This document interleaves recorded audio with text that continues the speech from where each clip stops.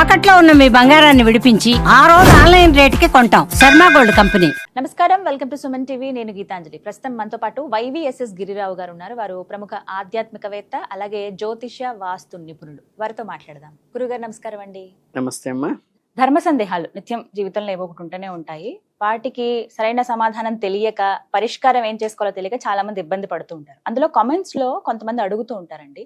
అలా నేను చాలా సార్లు గమనించాను. మా ఇంట్లోకి ఇలా గుడ్లగూబ వచ్చిందండి, అరిష్టం అని చెప్తున్నారు. ఎవరినన్నా అడిగితే నిజంగా అంత ప్రమాదమా అంటే, మళ్ళీ ఇంకో మాట కూడా అన్నారు.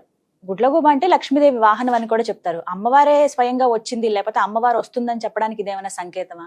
కాస్త ఈ సందేహాన్ని తీర్చండి. పక్క నుంచి వచ్చే ఉపద్రవాల కన్నా ఇదే మనసులో ఎక్కువగా తొలిచేస్తుంది మమ్మల్ని అని అడుగుతూ ఉన్నారు. ఇంట్లోకి గుడ్లగూబ రావడం మంచా చెడ? అంటే శాస్త్రపరంగా శకున శాస్త్రంలో ఏం చెప్పారంటే, అది నెగిటివ్ గా చెప్పడమే జరిగింది. అవునా? సంహితల్లో అది శకున శాస్త్రంలో చెప్పడం జరిగింది. అంటే మీకు ప్రాక్టికల్ గా చెప్పాలంటే, ఇప్పుడు పాము ఉందనుకోండి, నాగేంద్ర స్వామికి మనం పూజ చేస్తాం కదా. అవును. కానీ విష సర్పాలు ఏమైనా సరే, అంటే విషపూరితమైన కాళజర్రి కానీ, లేకపోతే తేలు కానీ, పాము కానీ ఇంట్లోకి వస్తే అశుభ సూచకం అంటారు. ఇదే మళ్ళీ అదే పాము మన ఇంట్లోకి వచ్చి చక్కగా ఏదైనా దేవుడి దగ్గర ఉంటామో, లేకపోతే శివుడికి చుట్టుకుని ఉంటామో, మనం అర్చన చేసినప్పుడు అక్కడికి వచ్చి అర్చ ప్రాంతంలో ఉండటం అనేది శుభ సూచకం. అంటే ఒకే దాన్ని ఇప్పుడు గుడ్లగూబ భౌతికంగా వచ్చి మన ఇంట్లోకి, అంటే ఎంత గట్టిగా చెప్తారనేది అది పెద్ద స్ట్రాంగ్. ఇంకా మీకు గబ్బిలానికైనా కొంతవరకు ఎగ్జామ్షన్ ఉంది, కానీ గుడ్లగూబ కనుక ఇంటి కాంపౌండ్ లోపు కనుక వచ్చి వెళ్ళింది అంటే అది దాదాపుగా విత్ ఇన్ 6 months లో మారకం దాకా వెళ్తుంది ఆ ఇంట్లో వాళ్ళకి. మారకం అంటే అర్థమైంది కదా, మనం అక్కడ దాకా వెళుతుంది అని చెప్తారు. అంటే ఇంట్లో ఎవరైనా చనిపోయే ప్రమాదం ఉందనేది ఇండికేషన్ గా చెప్తారు గుడ్లగూబ అనేది. అదే మనకి ఆ లక్ష్మీదేవి ఇదన్నారు కదా, మీకు చక్కగా వచ్చి అమ్మవారి దగ్గరకో, లేదా ఇంట్లో దేవుని పటాల దగ్గరికి వచ్చో, లేదా పూజా మందిరం దగ్గరికి వచ్చో, లేదా అమ్మవారు పూజ చేస్తుంటే అక్కడికి వచ్చి వెళ్ళటం వేరు, అర్చన దగ్గరికి వచ్చి వెళ్ళటం వేరు, ఇంట్లో కాంపౌండ్ లోకి వచ్చి వెళ్ళటం వేరు. అంటే అది శుభ సూచకమా అశుభ సూచకమా అది ఇండికేట్ చేస్తుంది. అంటే ఒక పోలీసు వాళ్ళు గబగబా వచ్చి మీకు సెక్యూరిటీ ఇవ్వడం గానీ గబగబా నుంచుని మేడం గారు వస్తున్నారు సెక్యూరిటీ ఇస్తున్నారా, లేకపోతే మిమ్మల్ని అరెస్ట్ చేయడానికి వచ్చారా, అదే పోలీసు. ఏంటంటే వాళ్ళు వచ్చిన పర్పస్ ఏంటి, భగవత్ కార్యక్రమం కోసం, భగవత్ సందేశంగా వచ్చి లోపలికి వచ్చి వెళ్ళారా, లేకపోతే నెగిటివ్ ఇండికేట్ చేసి వెళ్ళారా అనేది చాలా కీన్ గా అబ్జర్వ్ చేసుకోవాల్సినటువంటి విషయం. అలా కాకపోతే ఏంటంటే, మీకు ఈ లక్ష్మీదేవి వాహనం అనేది ఏంటంటే ఎక్కడో మనకి ఇప్పుడు మన లక్ష్మీ గణపతిని ఒకసారి మనం చేసాం, వీడియో మాట్లాడాం. అలాగే ఇప్పుడు మనకి అన్ని వాహనాలకి మనం పూజ చేస్తాం, అవును కదా. ఆఖరికి మనకి హంస వాహనానికి హంస పెట్టుకుంటూ చేస్తాము, శుభకరంగా చేస్తాము. తర్వాత నెమల వాహనాన్ని నెమల పెడతాము, గోవుని పెడతాము, కానీ నంది పెడతాము. కానీ ఎక్కడైనా సరే గుడ్లగూబ మీద అమ్మవారు పెట్టి ఏ అర్చా విగ్రహంలో అయినా ఎక్కడైనా పూజలు చేసేది ఎక్కడా కూడా గుడ్లగూబ పెట్టి చేయరు. కానీ అమ్మవారి వాహనం గుడ్లగూబ అసలు ఎందుకు వచ్చింది? అదే చెప్పే ఏంటంటే, రకరకాల ఇప్పుడు అష్టలక్ష్మి లాగానే ఇప్పుడు దాంట్లో రకరకాల అవతారాల్లో, రకరకాల ప్రశస్తాల్లో ఒక పర్టికులర్ దాంట్లో వివరించడం జరిగింది. తప్పితే శుభకరంగా మంగళకరంగా మనం పూజ చేసేటువంటి అర్చా విగ్రహానికి వాహనంగా కాదు. అలా ఉన్నట్లయితే కనుక మూషికాన్ని కూడా పెడతాం, ఎలుకను కూడా తీసుకొచ్చి ఆ వినాయకుడు ఇక్కడికి పెడతాం, ఎలుక వాహనంగా పెడతాం.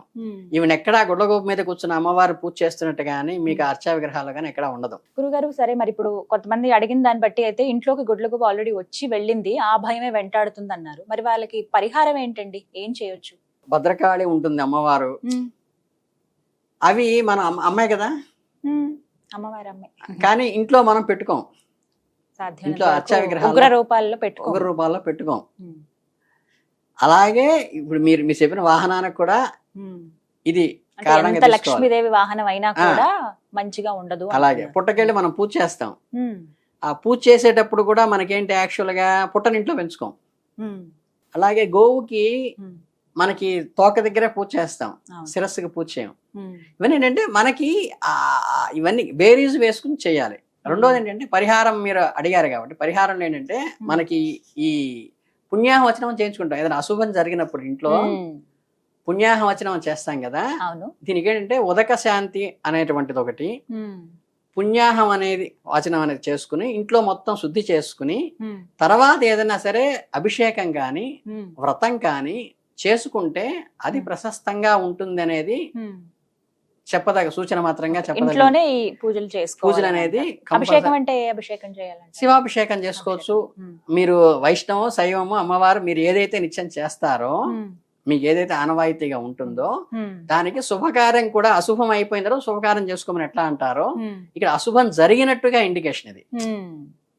మీకు ఇండికేట్ వచ్చినప్పుడు ఏంటంటే దాన్ని మనం బేరీజ్ వేసుకుని 1-4 సార్లు చర్చించుకుని చూసుకుని ఓహో మన ఇంట్లో ఏమైనా క్రానిక్ డిసీజ్ వస్తుందా, లేకపోతే ఎవరికైనా ఒకసారి చెకప్ చేయించుకోవటం కానీ, లేకపోతే తీసుకోవాల్సిన జాగ్రత్తలు కానీ, ఎక్కడైనా థ్రెట్ వస్తుందా తెలియకుండా మనకి అలా చూసుకుంటూ ఫిజికల్ గా భౌతికంగా కావాల్సిన ఏర్పాట్లు దాని కేర్ తీసుకుంటూ మెడిసిన్ వాడాలి.